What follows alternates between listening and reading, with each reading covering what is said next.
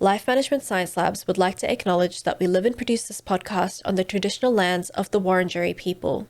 We'd also like to acknowledge the traditional owners of the lands of our listeners and our international colleagues.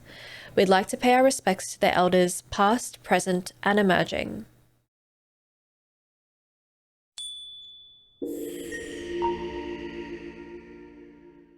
Hello and welcome to Reloscope, the Relationship Science Insights podcast produced by LMSL, the Life Management Science Labs. We are champions in life management science, providing structured insights informed by science and inspired by practice on key aspects of conscious living. Each week we bring you scientific and practical insights on each element with the expert knowledge of professionals in the field. I'm your host, Aditi Kutty. Let's get on with the show. Toya Ricci, thank you so much for joining Reloscope today. It is absolutely my pleasure to be here. I'm really excited to talk about our topic today, which is about romantic passion and the benefits of exploring your sexuality within your romantic relationship. But I thought before we kind of get into it, can you tell us a little bit more about yourself? You're a sexologist here in Melbourne. What does your work entail?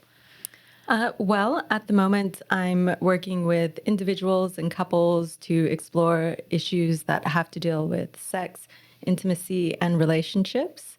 And that looks like counseling at the moment and also sexuality workshops.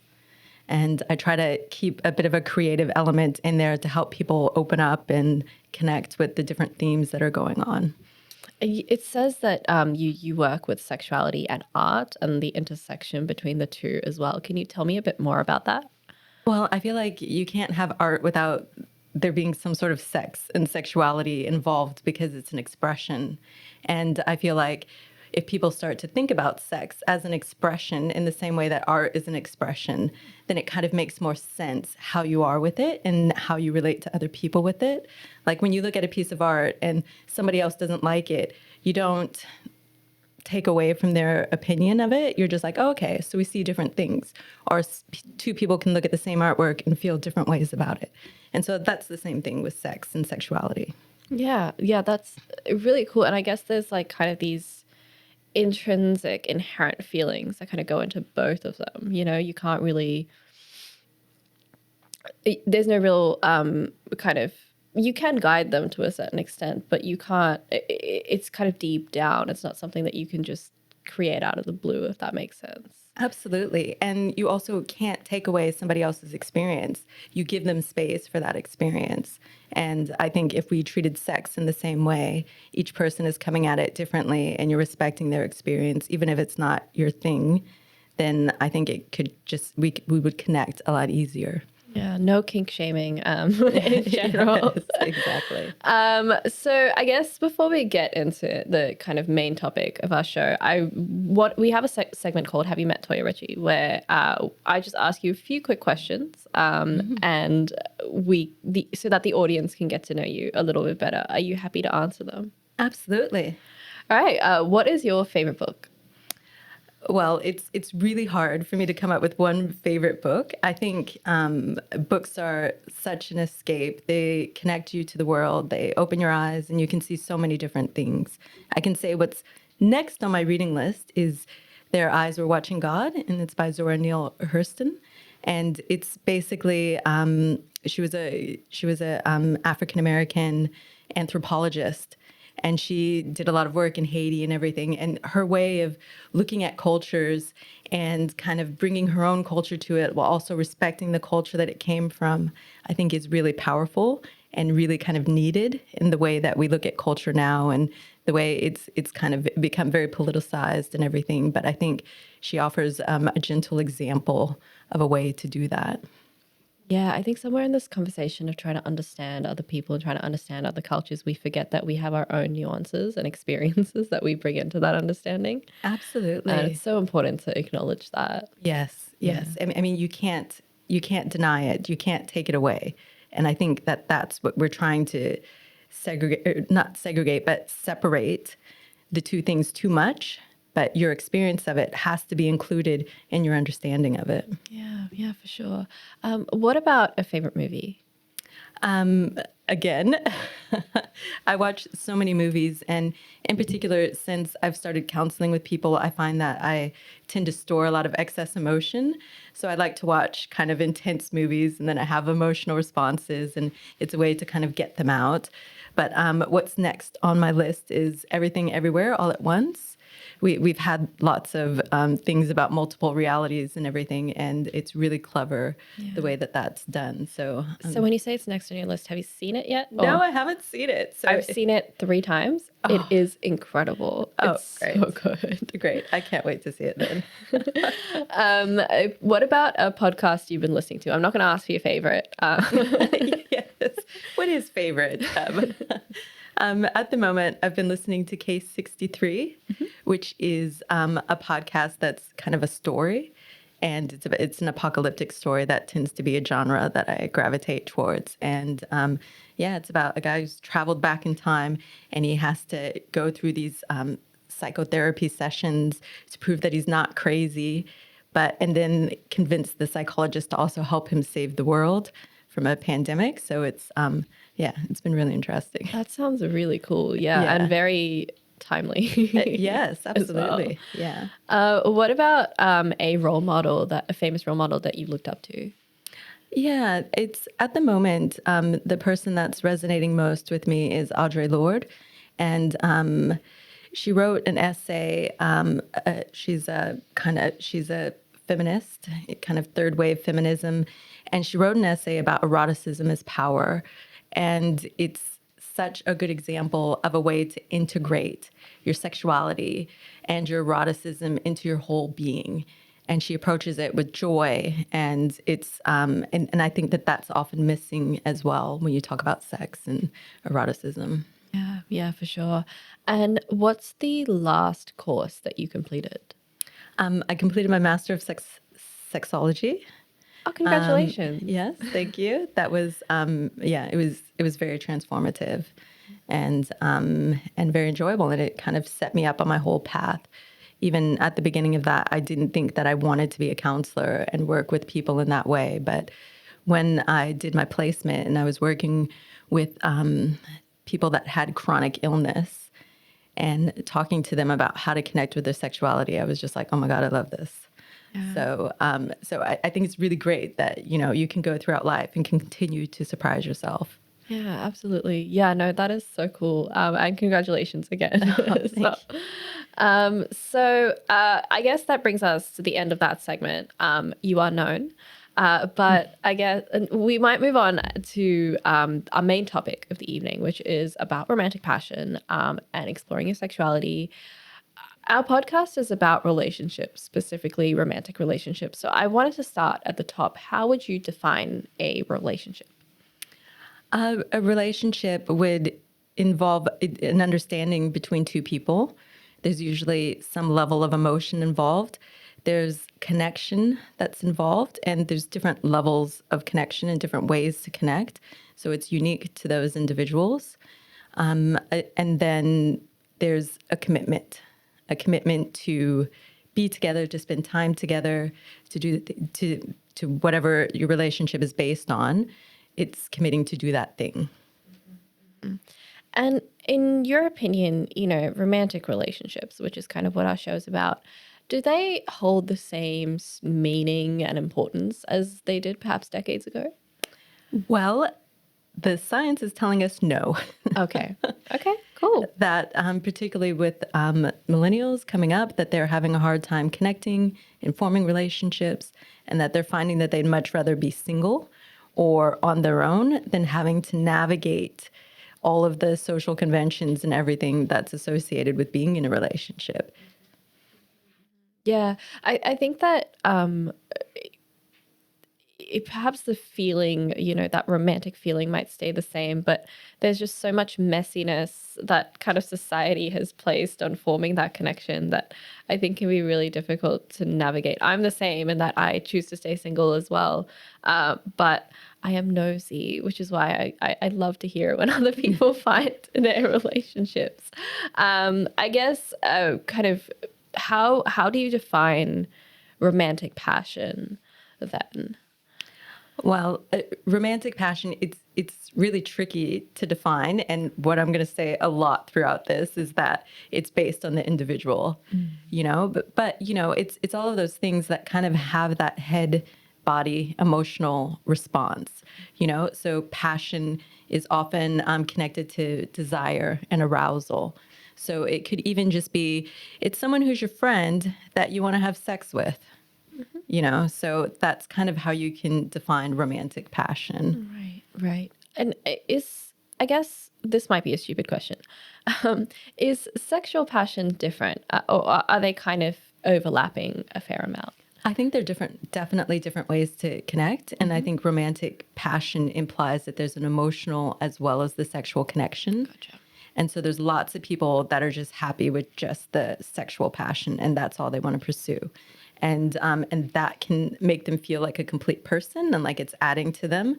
And then other people are like, yes, I want that, but I want the romantic element as well. Right. Yeah, that makes a lot of sense. So I guess how then does romantic passion affect a relationship? Well, it's a good question, and it's the reason why I end up seeing a lot of my clients is because they're like, something's wrong. The romantic passion isn't there. So I suppose in the early days of a relationship, you have all the chemicals that are coming in, and that is what I think most people attach the passion to. So you have these chemicals; they're wanting to pull you together, and that's like. They're kind of like hormones, but really it's your body that's like priming you to be close to this person, to have sex so that you can make babies and, help the human race survive. So there's a biological function that does take over and that we're wired for. But then, because of the way culture and society is developed, like those emotions, and really that kind of comes from wanting to stay around to take care of the children, you know? But because we don't have to have children now those emotions become something else. Yeah. So what's the connection? Why do we want to stay with the person? And the thing is that what the reasons why we're there in the beginning, they may not be the same reasons like in a few years. So it's like but we don't evolve our understanding, our ideas of passion. So, to simply answer your question, I think romantic passion is the emotion and the sexual expression of your connection and the intimacy that it survives in the relationship, that exists in the relationship. Yeah, for sure. I'm glad that you brought up kind of the hormones as well, because I think a lot of people, when they think about passion, they think it's like a very strong kind of almost bodily or biological experience. And I think romantic passion can easily be understood as that kind of that rush of hormones at the very beginning of the relationship, and then it's gone, and then it's like, do you experience romantic passion anymore? Yes, yeah, absolutely. And we know that once you get used to being with the person, it kind of changes and it becomes like just a deep-seated affection. So it's almost like an ember that lasts. And the way you build that is by the connections you have in other areas of your life. So if you can still have stimulating conversations, if you do really well at running the business of life together, if you have like good social networks and you combine in those ways, if you have physical touch and things like that. And then yes, sex is definitely a part of that, but it's only one part of it. Yeah, yeah, for sure. And I guess, can we learn to cultivate romantic passion? Is that even possible, or is it just something that's inherent to us? I think you can, but I think you have to be self-aware and you have to explore. So part of it is your understanding of yourself and what gives you pleasure and the things that excite you. So if you have other areas in your life where you're developing passion and pleasure, then that can be translated into sexual pleasure. So the science says that any area that you experience pleasure in, it all activates the same area in your brain. So even sexual activity and orgasm and things like that cause pleasure, they're parallel. So, if you enjoy going for walks, reading, exercise, all of that will make your sex better. Yeah, that makes a lot of sense. And I guess What is kind of coming to like the aspect of sexual exploration? I think that ties in very nicely, actually. What role does sexual exploration play in building a romantic relationship? I think it's really crucial. And a lot of what I do when I'm working with couples is to remind them that it is exploration. And the thing that I say all the time is curiosity and wonder. And I guess that's why part of the reason why I call myself a creative sexologist is because it is about igniting your creativity and then applying it to sex. So you're like, okay, well, I'm bored because we have the same sex all the time. Well, of course you don't want to do it then. Of course you're going to disconnect from it. But why do you have the same sex every time? What do you want to try that's different? You know, if you think about it in a playful way, and I think play is often in playfulness, silliness is often missing in a lot of these dynamics. It's like we have to be serious, you know, it's like intense, it's passionate. But play and joy and the curiosity and wonder, I think, is what you have to keep in your head to keep the sexual exploration going in order to keep that sexual connection and the passion strong. What do you like when you say that some people take sex a bit too seriously? Like, what are people saying to you that kind of gives you that impression, or makes it come across that way? I think there's been times when, you know, couples have presented and they have a lot of trauma, they have a lot of issues that they're having and everything. And then we kind of break it down and I challenge them on what they're doing and like, well, what do you want to do? And they're like, oh, I just wish, you know, we could just have more fun with it. And I'm like, well, why can't you have fun with it? And then it's almost like a light bulb moment. They're like, oh, yeah, that's right. We can have fun. You know, so I think when you deal with sex, there's emotion that comes out because, you know, we store emotion in our bodies, you know, whether we realize it or not. And often sex is like one of the most intimate acts, physical acts that you can have with someone. It's all going to come out. It's all going to come up. And we put up these barriers. And because that moment is so intensely intimate, things come up, but we don't necessarily know what to attach them to. So then that's why then we have the idea of sexual function and dysfunction. And so then suddenly things won't work the way that we want them to, you know, but when you release the pressure off yourself, then suddenly things work. And so one of the best ways to release the pressure is to approach it with playfulness and that curiosity and that wonder. Because when you're curious, if you fail, it's not a disaster. You know, and that's what I think a lot of the research is saying about people now when they approach sex. They don't want to do it because they don't want to fail. Yeah. And then people end up having a lot of bad sex and they're like, oh, why should I go back there? You know, but instead they're like, okay, that was bad. What can I do to make it better? You know, like you do in basically all the other areas of your life. Like, that's not the outcome that I wanted. How can I make it into something that I do want? Yeah, for sure. And I would imagine that some like we tend to be raised as well to take sex a bit seriously when in actual fact it's like really awkward, and when you're not kind of in the heat of the moment it can come across as kind of silly. And I think that, I don't know, it might be better to lean into that a bit more. Absolutely. And I think if you approach, especially like your first sexual experiences, if you're approaching them with playfulness, and really that's kind of why the sexual awakening is at the age that it is, because you're all about experimenting and trying things. And like, if it's bad, it doesn't bother you. So I think that's how it should just be approached, and don't take it so hard if it doesn't work, because it's really hard to make it work. You wouldn't expect to pick up an instrument and just be able to play it, you know, perfectly. But so many people expect like, oh, you know, I've seen porn, or, oh, I've heard people talk about it, that I know everything there is to know about sex. But it's like, well, you know what's out there, you know the information, but you don't know how you are with it. And that's a journey of exploration. It's a lifelong journey of exploration. Yeah, that's so true. And what are, I guess, some of the misconceptions around sexual exploration? I guess that everybody else is having more and better sex, you know, that everybody is doing it perfectly, or that it exists as it is in porn. One thing that I say all the time is that you don't watch Jurassic Park to learn how to be a paleontologist.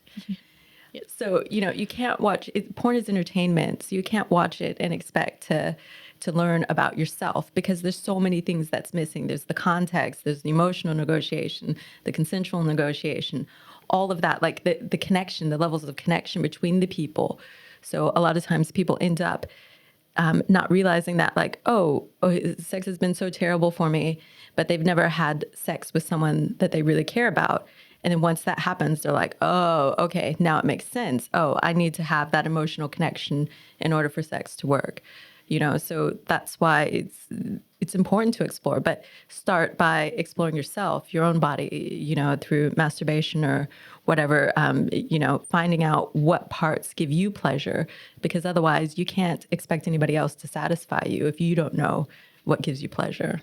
Yeah, I guess, are there kind of certain types of sexual activities or behaviors that are kind of more tied to that emotional connection, do you feel? Or is that quite not quite how it works? No, I don't think that it's like someone can be into really hardcore like BDSM, but still need an emotional connection. So I think it's really just based on the person. But I would say that because so many people are disconnecting from sex, and in this age of, app dating and everything, that people actually want more emotional connection than what's available, but they don't know how to do that. They don't know how to ask for that. But also, I guess, emotional connection doesn't mean that you have to be with that person for forever. How can you just connect with someone and be like, okay, well, even if it's going to be a one night stand, I still need to feel emotionally connected to you. So then you think about, what do you need to feel that, and then negotiate that with your partner to make that happen. Yeah, for sure, for sure. I guess that kind of brings me to my next question, which is, how do couples navigate differences in those preferences, and in what they need? Yeah, that's a big question. And again, it's why a lot of couples end up coming to see me. And I think it's being flexible and recognizing that it's okay to have differences. It's okay to have different motivations for wanting to have sex. Some within the relationship, you should think of reasons why we want to have sex or why it's important for our relationship, and have that discussion. But otherwise, what I've found is usually the thing is, and it's really boring, but 80% of good sex is communication. And so your ability to say, okay, I don't think that I can do that, but I can do this. And your partner to say, okay, I really like it when you do that. Can you maybe tell me when you might feel comfortable, or what you need to feel comfortable to do that on occasion? So it's a process of negotiation, but that communication has to come up. But we haven't been taught how to talk about sex. And then usually if there's a problem, each person becomes really silent about it, and like kind of withdrawn. Yeah, that's very true. And I think that, I guess that kind of brings me also to another question I have, which is, when there is that, when they are communicating, but the preferences are so difficult to kind of come to an agreement about. For example, if your partner wants to do something that just gives you the ick, how do you negotiate that? Like, how would you handle that kind of conversation? Well, I suppose it's always comes back to what you feel safe in the sexual experience. So the question that you have to ask yourself, and that I work through a lot of times with my clients, is number one, okay, is it an absolute no? If it's an absolute no, then that's okay. And then your partner, they can decide what to do with that. So, and if it's an absolute no for you, then, and it's really important to your partner, then what are other ways your partner can explore that? What are different things that you can do? So that's one way to look at it. The other way is to negotiate. What do you need to feel safe? What do you need to still, like, maybe if you want to do that thing, it has to be because you want to do it, not because your partner wants you to do it, because that's one way to have bad sex, is always to do it because your partner wants to do it. But you think, okay, maybe there's some things that I can try to do this that would make me feel more safe. So that's always what you come back to, what will give you a safe, pleasurable, and satisfying sexual experience. And then you negotiate that. But then, it could be, it's like, okay, well, why is it giving you the ick? Why is it so important to your partner? So you start to see why communication becomes like so important, because then it's usually not the thing itself. There's always something else behind it. Yeah, for sure. And I suppose I'm assuming in your experience, in most cases, people end up coming to a compromise that actually manages both of their expectations. Absolutely, absolutely. And there is a bit of flexibility involved, but there's people are different, and there's other areas of the relationship as well that they're not going to be able to come to an agreement on. So then you can look at, okay, well, how do you resolve that? You're like, okay, well, this person does this thing, this person does that thing, and we're both happy.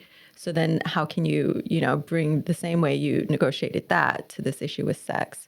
So I don't think it's impossible. The thing that complicates it is the feelings on both sides that come up. And then often there's a negative cycle that started where one person feels guilty for not doing it. The other person feels like they're putting pressure on the person, which makes them feel guilty. And then it just feeds into each other. Yeah, for sure. How does having a higher romantic passion or a lower romantic passion affect this process of sexual exploration? And should people even bother, I guess, in a relationship that doesn't have as much romantic passion? Well, the thing is that I don't know if you can say that there's higher or lower. I mean, some people might say, oh, well, I definitely felt a lot of passion for this one. But if you're a low passion person, like you may not necessarily have anything to compare it to. But in the reasons for the high versus low, they're completely different. Sometimes people kick into high passion because they're being denied things that they really want. So then they become kind of like really eager to get it and almost kind of like desperate, and so that energy gets spent that way. But then other people, they're low passion, and maybe they're low passion because they haven't found the right thing. They haven't found the right person. They haven't found the thing to awaken them, or they have other barriers in their life. And, one of the modern monsters in life is stress. It's everywhere and in so many different ways. And so that affects a lot of people's passion, not just in sex, but across all areas of their life. So if you start to look at, okay, I'm not passionate about sex. Am I passionate about anything else in my life? And if the answer is no, well, then you have a global passion problem.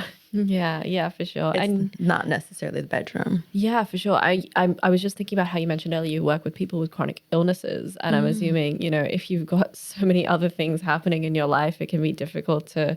Romantic passion is often not a priority or something that you're kind of keeping in mind, or sexual exploration is probably not high up on the top of your list. Yeah. And if you're dealing with chronic health issues, whether that be physical or mental, the passion is often kind of across the board pretty low. Yes, absolutely. But also, there's so many people that even though, their bodies may not function the way they want, or, mentally they can't get there, they still want to have sexual experiences. They still want to have that sexual pleasure.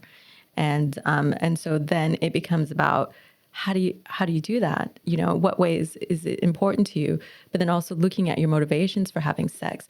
Is it for relaxation? Is it for rehabilitation?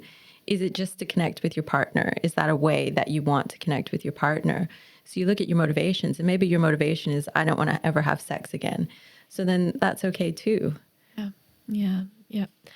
And my next question, not quite related, but maybe parallel. How do cultural and societal attitudes affect the way people experience their sexuality and their romantic passion within their relationship? Well, basically, you could write a whole PhD on that, and that's what I've just started to do. Okay, that's so cool. But it is it's massive, and I think people don't even realize how much culture affects everything. There's certain ways that we have the masculine stereotypes that come down the line.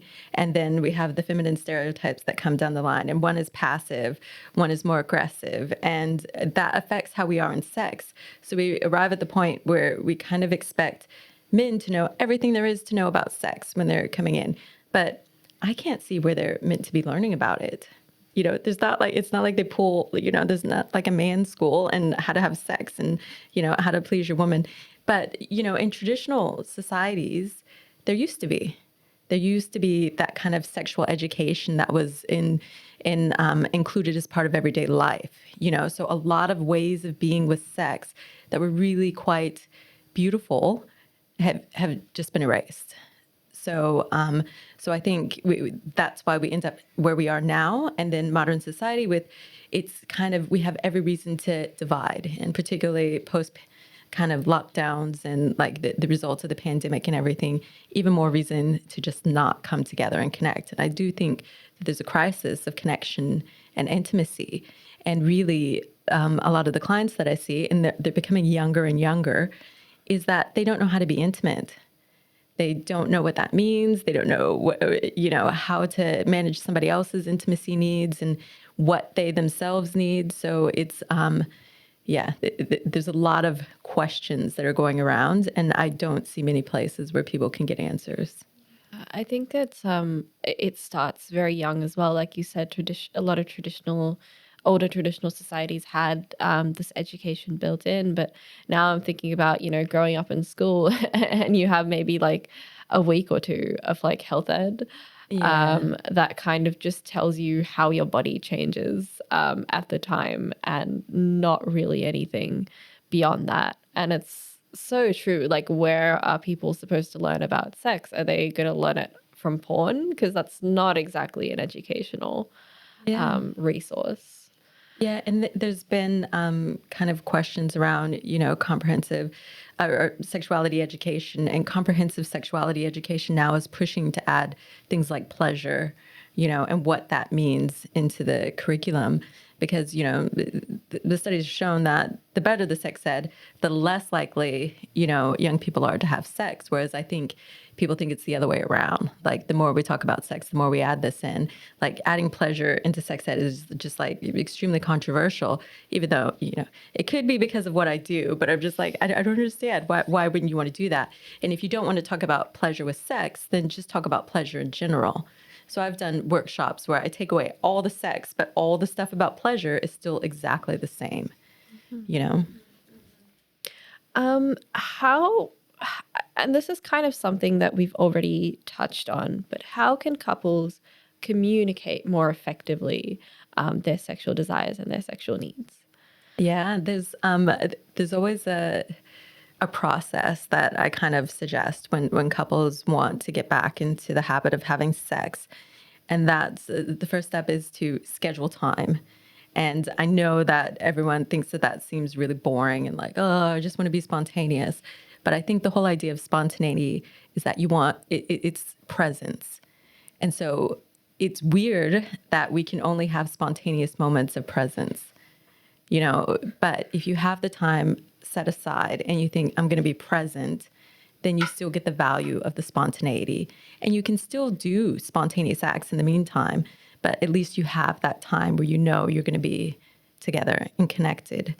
So that's the first step, is to do that. And then to negotiate what you need in that moment for that safe, pleasurable, and satisfying sexual experience. And so you're like, okay, maybe I just want a massage, or let's just do this type of sex or this type of sexual activity, or let's just cuddle, let's just hug, or let's have an intellectual conversation. Let's talk about stuff we've never talked about before. So all of that is building intimacy. And that's what you need in order to continue the communication, continue the sexual, energy, and also to just make the relationship better.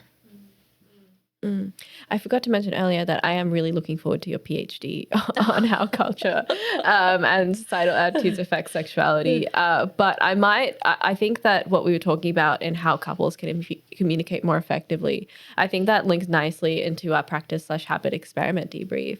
where we can kind of talk about how the audience can put some of what we've discussed into practice. What is a practice that you have done to build romantic passion and explore sexual desire?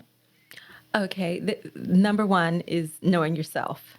And that's knowing yourself physically. A lot of times we disconnect from our bodies. We focus on the things that we don't like. And but this is about, and there is the idea of self-care, but it's not, while it's intentional about relaxation or recovery, it's not intentional about discovering what feels good in your body. So if your self-care is to go for a walk, okay, how does that feel in your body? If you're taking a bath, how does that feel in your body? What are your sensitive spots? What are the spots that actually bring up feelings that you can't explain that might be a bit negative? You know, so anything that you can do to get data about your body, like if you're eating delicious food, what is it that you love about it? What do you love about the music that you're listening to? What is it that gives you energy? What are the things that give you energy, passion, that stir you? So knowing those things gives you ways to connect with someone else. So number one, know yourself. Number two is having that practice of being able to communicate with your partner, of creating a safe space where you can say things and you can negotiate things. So, but you can't negotiate for yourself if you don't know what you want. So the other analogy I always use is that, like, you're going to a restaurant, you don't know what the person wants to eat, if they like the food, if they have any allergies, you know, if they're hungry, but you're going to try to order them something that satisfies them without talking to them. So you think about all of the communication we put into just ordering food, you know. Yeah. And so the same thing should happen with intimacy and relationships. What do you need? So instead of going straight to the place where you're blaming the person for not giving you what you need, you have to ask, what do I need? How can I help this person give me what I need? Yeah, for sure. So that's step two, is making space for the communication. So knowing yourself, making space for the communication, and then also approaching anything you do with curiosity and wonder. So that's number three. So everything you do, it's okay if you mess up. It's okay if that doesn't feel good. It's okay if somebody gets hurt. You know, it's not the fact that you get hurt, it's how you're able to recover from it and build on it and improve that. Because if we don't make mistakes, we can't learn. Yeah, for sure. So out of, I guess, all of those, what's kind of something that maybe someone from our audience can put into practice kind of in their day-to-day life to maybe improve or get more comfortable being exploring with their partner? Yeah, I would say number one is a pleasure practice. So do something each day that's just about your pleasure, you know, and then you can reflect on that and think about what that means to you. It could be something that you talk about with your partner, but just have a list of the things that give you pleasure. And then, you know, when you feel like you need a little bit of pleasure boost, if you feel like things are like you're disconnecting from your partner, that's what you can refer to as a resource. And that, again, requires a lot of that self-awareness you were talking about and understanding what brings you pleasure. Exactly. It's self-awareness, self-exploration. But I think if you are in the place where you're constantly exploring yourself, that will automatically translate to exploration within your relationship, is if you're curious about like, why is that like that? You know, whereas I think a lot of times people think, oh, that was bad. It's always going to be bad. There's nothing we can do. Yeah. Fair enough. And what are 3 good things about having that resource for yourself? Number one, it will automatically make you have better sex. Number two, it will allow you to give your partner information about how to please you. And number three, the science says it contributes to your overall health and well-being. Okay.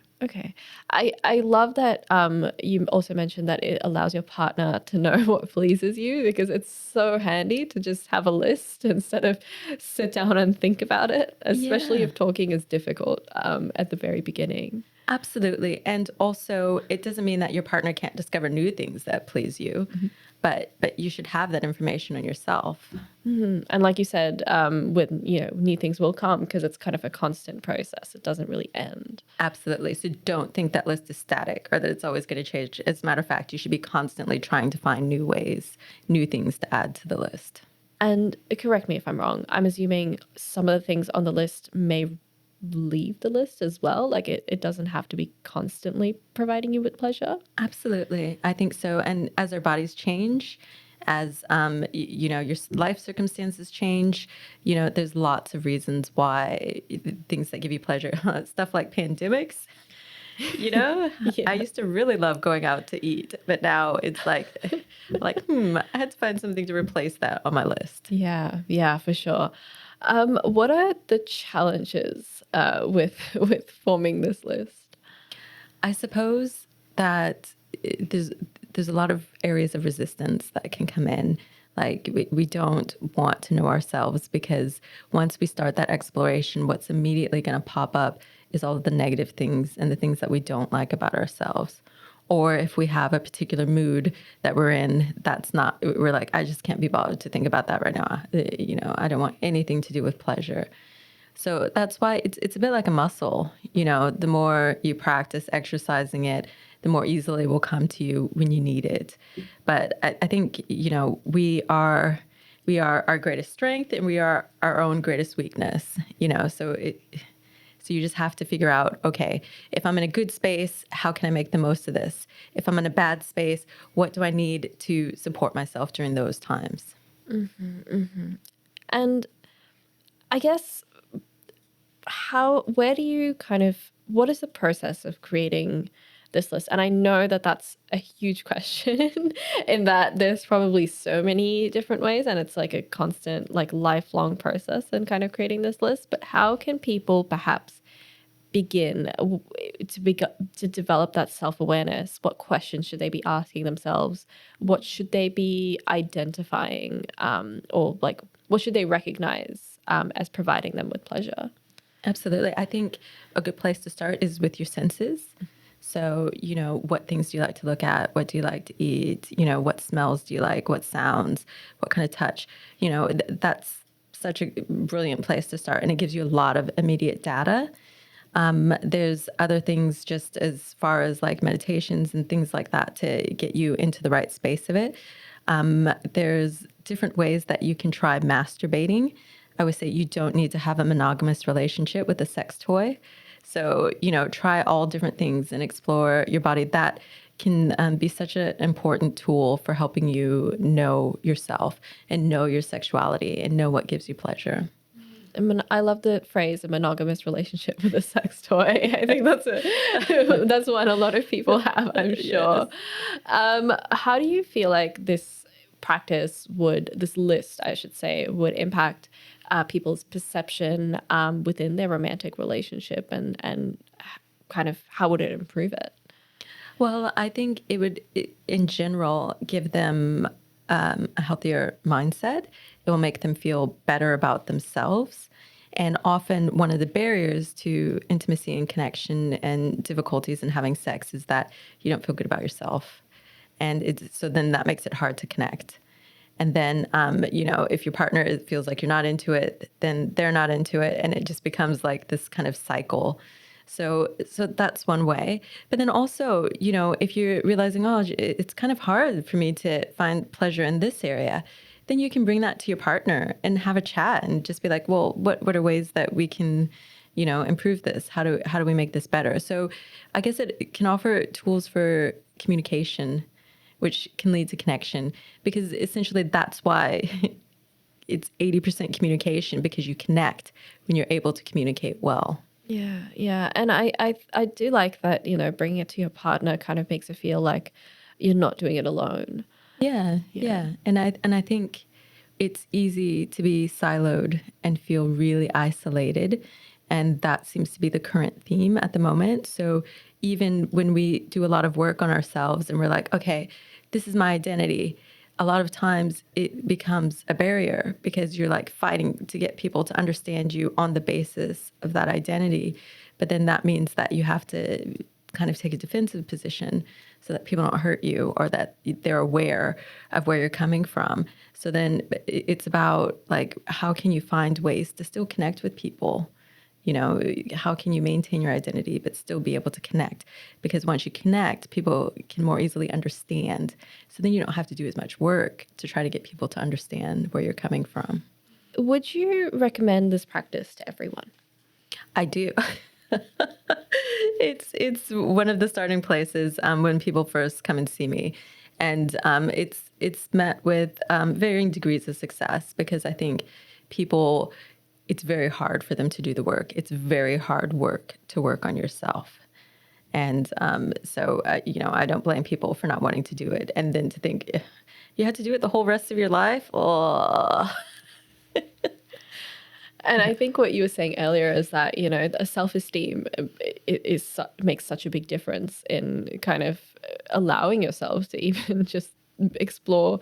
But if you have a low self-esteem, this kind of what is essentially a practice of self-awareness and becoming more aware of yourself, I feel like that would be really confronting for some people. Absolutely. But I guess the thing is, and what I always encourage people is that you don't have to like yourself, very rarely do people hate every single thing about themselves. So what parts do you like? What parts are you really grateful for your body for providing for you? How has your body taken care of you and supported you? How can you focus on those things and, just do compassion and gratitude towards yourself? Like, very few people can deny that they deserve that at the very least. Yeah. For sure. Side addendum, you should try to like yourself, though. I think I think that's pretty important. At least 50%. I think is a good number. I think there's varying ways, because you're going to have days where you don't like yourself. There's days where you don't like anything, But part of supporting yourself is making space for that. Like, okay, and what I tell a lot of people, if they have menstrual cycles as well, there's going to be a week or so where you don't like yourself. So what do you do to support yourself during that period? Yeah. Now, if you have your list of pleasure things, then you can do that. So even if you don't feel like doing it, but you know that you need to do it as a practice, at least you're nurturing yourself. Yeah. And that will give you currency for when you're back up. Yeah, that is so true. That's so true. And that comes back to what you were saying about self-care as well, and having like a list of ways that you can engage in the pleasure aspect of self-care. Yeah, because when you're mentally unable to think of anything, at least you can have a list. And I'm not saying you're just going to like say no to everything on the list. Yeah. But you can make a commitment to yourself that, like, even if I don't feel like it, I'm going to try to do one thing. Yeah. The least painful thing on the list at this moment. Yeah, for sure. Is there kind of a practice or a habit that you would combine the list with? Besides masturbation? Okay, yes. So put that on the list for sure to everyone's listening.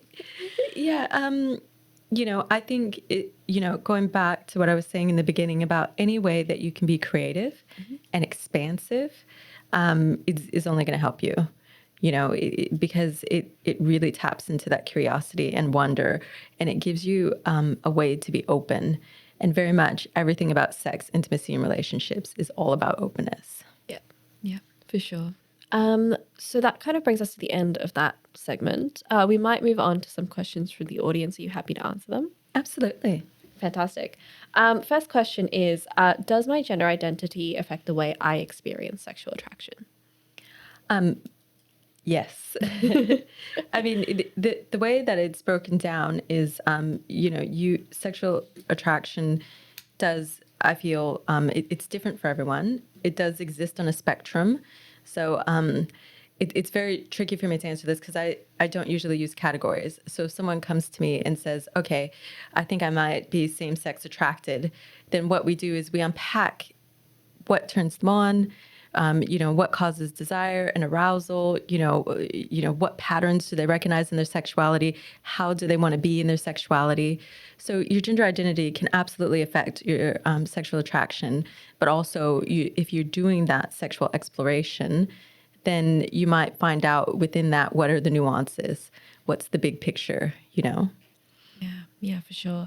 The next question is, How can I think we've kind of already talked about this a little bit, but how can couples address and resolve conflicts related to sexual differences in their relationship? Yeah, it does take a lot of work.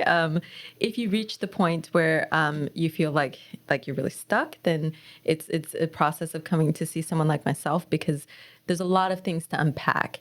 Sometimes it's historical, sometimes it's current, sometimes the body's not working properly, sometimes there's built up resentments that need to be unraveled, and couples need a safe space where they can kind of say the things without fear of hurting each other.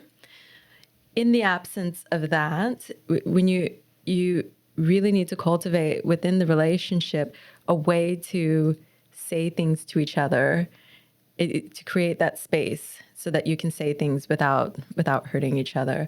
You can try writing letters to each other if it feels like too confrontational to like come together and talk, but also ask each other, okay, we need to talk about what's going on with our sex.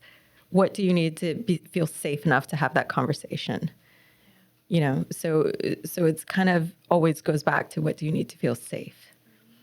I also really like the option of writing letters to each other. Something about that feels way more intimate, especially emotionally, I think sometimes. I mean, obviously, not that having conversation is not intimate, but it kind of reminds me of, your Jane Austen kind of old romantic novels and that kind of thing. So, Yeah, and I think couples reach different levels. Like it builds up to a certain point where it's like, okay, we have to completely reset the relationship. You have to completely relearn how to be with sex with each other, and it starts just by like being able to stand, being able to touch each other at the most basic level.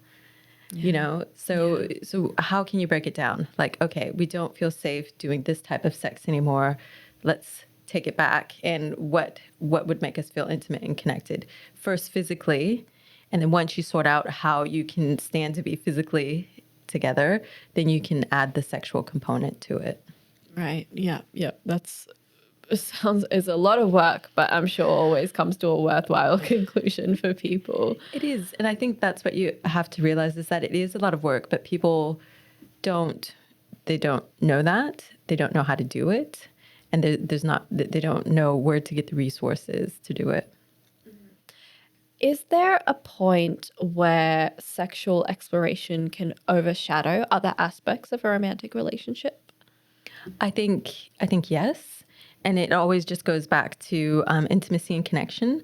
So if a big part of your sexual activity is like, yeah, we're gonna always try new things, we're always gonna do new things, just like unfortunately, things can't expand for forever. Or if you're gonna, you have to find new ways to expand. So maybe you expanded physically. So how can we expand intellectually? How can we expand emotionally? So the more levels of connection that you have, the more ways you have to expand the relationship that will give you currency to feed into sexual activity and sexual exploration. But I think if you're doing it to the point where you start to disconnect and you lose intimacy, then unless you say, okay, we don't really care about that, then then it's going to hurt the relationship. Yeah, yeah, for sure. And I guess the final question is, how can sexual passion, is it distinct from a general passion in life? Is there something about it that makes it different? I guess with sexual passion, there's the biological urge there, so it could be, and that's to have sex, you know, and sometimes I think people have a hard time realizing what that is, but it is like kind of like a restlessness. It is a primal kind of feeling, and some people, that's exactly what they're drawn to, is that kind of primal urge. And so I think that that's okay if that's what you're into. I'm not going to say that there's a hierarchy of passions. That's one of the legacies of the past, is that sexual passion is low and base. And that's part of the reason why we don't know how to be with sex now, is because we've been told that it's less than all the other passions. Yeah, yeah, for sure. But it is a driving force. It's behind a lot of art and creative endeavors. And so I think it just needs a way to be expressed as well. Yeah, for sure. That brings us to the end of our questions to our audience. So thank you very much for answering them. We now have our final segment, our open mic, where I allow you to have a mini TED talk about whatever you want, whatever you feel is important to talk about at this point in time. Toya, what did you have in mind? I suppose that the thing that I'm noticing the most in my work and in the research, I'm kind of in the dreaming stage of my PhD. So I've been asked, how do you want to change the world? And I'm like, what? Is that even a thing? Can one person change the world? But I guess it's kind of been changed to what do I want to give to the world to make life easier for people? And I really think it's about their abilities to intimately connect. I do think that there is a crisis of connection at the moment and that people don't know how to do it. I have clients that I'm kind of coaching through the dating process and like all of that and how to navigate that. And really, the key thing that I'm doing is teaching them how to be their authentic self and feel safe with another person, to present the most authentic version of themselves that they're comfortable with to another person. So you see how I say it comes back to knowing yourself. Yeah. So that if you know yourself, then that's what gives you somebody else to connect with. That's what the other person is connecting with. But if you're trying to do everything that they need, everything that they want, then number one, if it doesn't work out, it's going to hurt way more because you're like, I gave and gave and gave, and this person didn't connect at all. And what happened? I feel so used. But if you're yourself and they don't like that, somehow that's better because you're like, oh, well, you tried. I can't be anything else. Like, I did my best. It's kind of like, like the color of my skin. Like, I can't do anything about that. So, you don't like that, then you don't like that. So that's what I guess helping people to become more intimate, to also realize the importance of intimacy and how it makes us healthier and more connected with society. And my concern is that as we develop and shape our identities, we use them to become more separated instead of more connected. Yeah, for sure. That's really important. And I'm also, again, very excited to read that PhD. I really wish you all the best of luck because I've got friends who are in the process of writing their own PhDs. And yeah, it's a whole thing. Yes. But thank you so much for joining us on the show so far and sharing everything that you know. Where can the audience find you?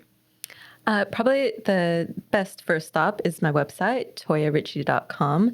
And that says everything that I'm doing, everything that I've done. And then also if people want to book appointments or whatever, I have some resources. I've developed this deck of it's a pleasure deck. So it's just self-guided activities that you can do. And you can just kind of draw it as a card. And then in a very pretty way, the cards all fit together to form a bigger picture. So like as you do each one, you can kind of put together and try to put together the puzzle. So you get it, it's like parallel to you putting together yourself. So that's probably the best way to connect with me. And I love to connect with people. I love to have chats and everything. Absolutely. Thank you again so much. I've had such a great time. I've learned so much. And this has been such a cool episode. I think that people listening are going to really enjoy it. All right. It's been a joy to be here and to talk about one of my favorite things. You've been listening to Reloscope, the Relationship Science Insights podcast produced by LMSL, the Life Management Science Labs. For more episodes like this from 10 different life management perspectives, search LMSL on YouTube, Google Podcasts, Apple Podcasts, and Spotify, or wherever you find your podcasts, so you can get updated on everything we have to offer. We have a wide range of topics readily available for you to check out.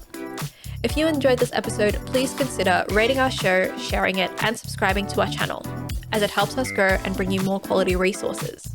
More of our work can be found at re.lmsl.net, where you can join our movement. I'm Aditi Kutty. Thanks for tuning in.